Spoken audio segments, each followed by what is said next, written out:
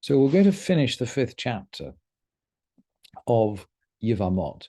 And this chapter is focused exclusively on, we might say, double actions. So is it possible to perform yibbum or halitza or ma'amar or to give a get more than once in the process? And we've learned already that the definitive acts in terms of yibbum, in terms of levirate marriage, are either halitza, in other words, the ceremony of taking off the shoe and spitting in the face. Halitza dissolves finally once and for all the bond between the widow of the deceased brother-in-law and the brother. So halitza performs a final act of dissolution, and yibbum, in this case, intercourse, provides the consummation of the levirate marriage, provides the act of union. So in other words, when the brother dies, if he dies childless, a relationship is set up between his widows and his brother-in-law. And that relationship can either be broken by halitza or sealed by intercourse. All other actions, such as ma'amar, in other words, promising to carry out yibbum, or giving a get, indicating that one's not going to carry out yibbum, all of these are rabbinic, and they don't have full force. And we're dealing with, as ever, with the situation where the deceased brother has two wives. So in the picture on the source sheet, Alex dies first. Alex is married both to Alice and Betsy. So Alice and Betsy are both widows. And if Alex is childless and there's a surviving brother called Bob, Bob is connected in some way both to Alice and to Betsy as a result of Alex's death. That's the setup. And the question is, what sort of actions can Bob perform with Alice and Betsy? And we've already discussed the question of whether he can give ma'amar or a get, whether he can promise to carry out yibbum or promise to carry out halitza to both widows, both Alice and Betsy. But now in the fifth Mishnah, we're going to look at some other examples. So the Mishnah begins, chalatz vechalatz. He performed chalitza and then he performed chalitza. And I think we assume here that the Mishnah is talking about these two different widows. He's performed chalitza with both of them. That's the first setup in the Mishnah. Chalatz vechalatz. He performed chalitza and then he performed chalitza. Must be with these two widows. Or chalatz ve'asa ma'amar. Maybe he performed chalitza and then did ma'amar. He performed chalitza, he agreed not to marry one of them, and then he performed ma'amar, a rabbinic betrothal to the other. Or maybe he did chalitza and gave a get to the other one. Uval, maybe he had intercourse with the other one. So those are the setups. Those are the first setups in the beginning of the Mishnah. He gave chalitza to one widow, and then he might have done something else with the other widow, whether it's a betrothal, whether it's a document, either a document betrothal or divorce, or whether it's intercourse. Or maybe it's the other way around. So now the Mishnah will give us the mirror image situation. Rather than chalatz vechalatz, he performed chalitza and then performed chalitza, the Mishnah is going to postulate Baal uvaal. He had intercourse and he had intercourse. He had intercourse with both widows. Or, in a mirror image of the first set of examples, or Va'al ve'asama amar ve'natan get vechalatz. Maybe he had intercourse with one widow, and then with the other one, he gave a ma'amar or a get or chalitza. He gave her a rabbinic document of promising to marry her or divorce her, or chalitza, completely severing the bond. So in other words, he's performed conflicting actions with the two widows. What's the result? So the Mishnah declared, Ein char chalitza klum. There is nothing after chalitza, i.e. the chalitza is the act that if you like, it's a closing off act. It's a closing off act. Once he's performed chalitza, nothing else has any legal significance. Ein achar halitza klum. There's nothing after chalitza.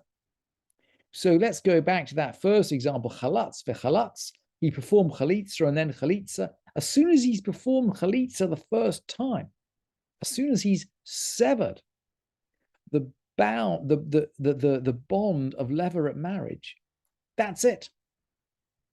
The levirate marriage is off. The women are free. Nothing else that he does has any legal significance at all. He might have performed chalitza with the second widow, but there is absolutely no significance to that action at all. So, for example, while the first one has the status of a divorced person, so, for example, he couldn't marry the sister of the first one because he's given her chalitza, and someone to whom you've given chalitza is a bit like a divorced wife, so you can't marry her sister.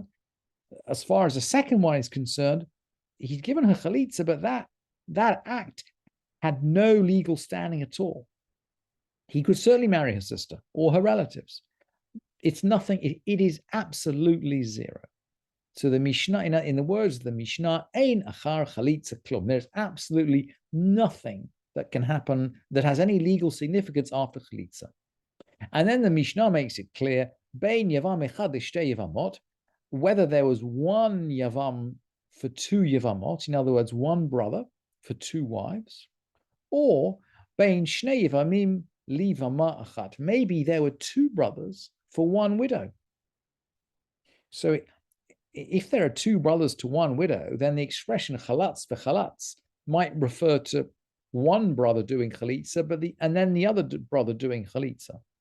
But the result is the same. As soon as the first halitza is performed, that bond of yibbum is broken. Now, we might well ask, well, okay, we've dealt with the first part of the Mishnah, chalatz vechalatz.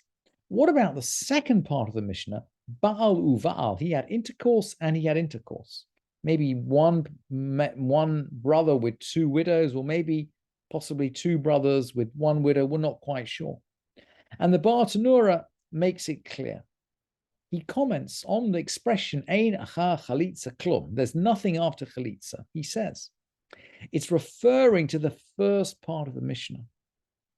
But a seifa tzarich lemeimar ein achar bia klum. But regarding the second half of the Mishnah, the one about intercourse, we also need to state there's nothing after an act of intercourse, i.e., once he's concluded the act of intercourse with the first widow, the bond of levirate marriage is sealed.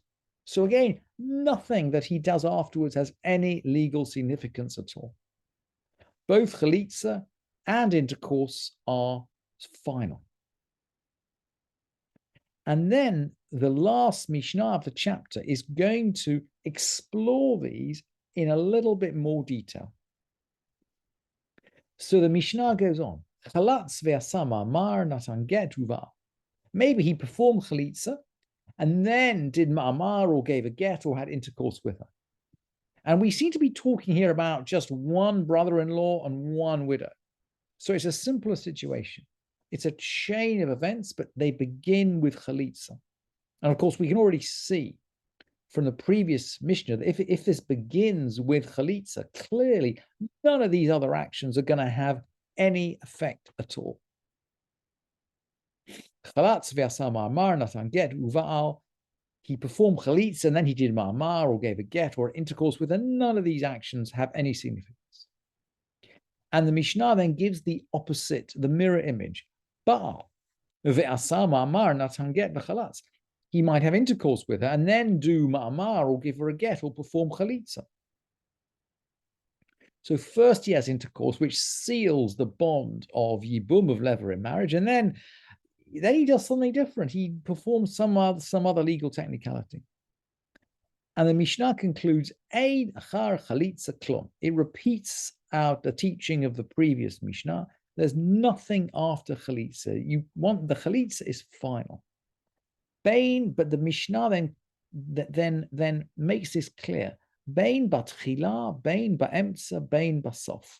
There's nothing after chalitza, whether at the beginning, at the middle, or the end. In other words, wherever the chalitza sits in this chain of events, it is final. Then the Mishnah explains, Ha'be'ilah, bizman shehit batchila ein achareha klum. If intercourse took place first, there is nothing after it. So in other words, if he began with intercourse and then he gave a get, the get has no significance. But the Mishnah seems to be saying that the intercourse has to happen first for it to have significance. So if, for example, and we've learned this in previous Mishnayot, if he gave a get and then had intercourse, by giving a get, he's already, at least at a rabbinic level, begun to loosen this bond. And the intercourse is essentially, it's illegal, it's extra legal. And in those situations, we've learned that, in fact, the couple now need to do halitza. If he's given a get, they need to do halitza. Because this get, even though it's not biblically ordained, has got some rabbinic status. And Rabbi Nehemiah is going to disagree. He's going to disagree actually with the authority of the rabbis and with the status of this rabbinic act. And we began by saying that Rabban Gamliel upholds the validity of the ma'amar and of the get. Rabban Gamliel is very sensitive to the authority of the bet din. We began the chapter with Rabban Gamliel, who supports the authority of the bet din, and we're going to finish it with Rabbi Nehemiah, who attacks it. Rabbi Nehemiah Omer, echad be'ilav echad chalitza. Rabbi Nehemiah says both with intercourse and chalitza. So they're the same. Bein batchila, bein be'emtza, bein basof, ein acharehen klum. Both with intercourse and chalitza, whether they take place in the beginning, in the middle, or at the end, there's nothing after it. I.e., any kind of rabbinic act that we might have carried out before intercourse, like giving a get or giving a ma'amar to perhaps another widow, as far as Rabbi Nehemiah is concerned, that doesn't have any significance at all. Unlike Rabban Gamliel, Rabbi Nehemiah doesn't recognize the existence of these rabbinic instruments. And that, needless to say, the halacha will not go like Rabbi Nehemiah because, of course, we support the authority of the rabbis.